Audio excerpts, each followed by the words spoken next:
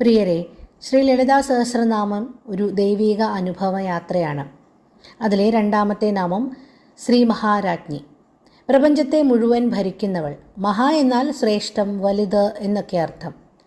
ആദ്യ നാമത്തിൽ, അതായത് ശ്രീമാത എന്ന നാമത്തിൽ അമ്മയെ മാതാവായാണ് നമുക്ക് പരിചയപ്പെടുത്തുന്നത്.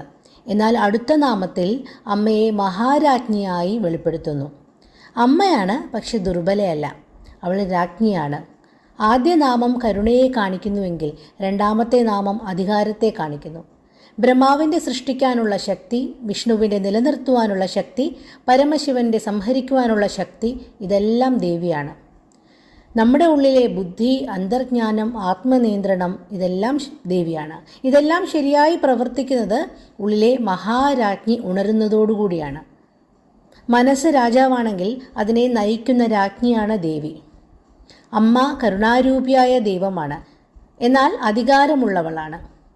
ജീവിതത്തിൽ പ്രശ്നം വരുമ്പോൾ, തീരുമാനങ്ങൾ എടുക്കാൻ പ്രയാസം നേരിടുമ്പോൾ നിങ്ങൾക്ക് ആ രാജ്ഞിയിൽ ശരണം പ്രാപിക്കാം. ഒരു സാധാരണക്കാരിയായ എനിക്ക് മനസ്സിലായ കാര്യങ്ങൾ സാധാരണക്കാർക്ക് മനസ്സിലാകുവാൻ വേണ്ടി എൻ്റെ ഭാഷയുടെ പരിമിതിയിൽ നിന്നുകൊണ്ട് പറയാൻ ശ്രമിക്കുന്നു. ആ ഉദ്ദേശശുദ്ധി മനസ്സിലാക്കും എന്ന് വിചാരിക്കുന്നു. കൂടുതൽ കേൾക്കാൻ താല്പര്യമുണ്ടെങ്കിൽ ഈ ചാനൽ സബ്സ്ക്രൈബ് ചെയ്ത് കാത്തിരിക്കാം. എന്നെ കേട്ടതിന് നന്ദി. നമസ്തേ.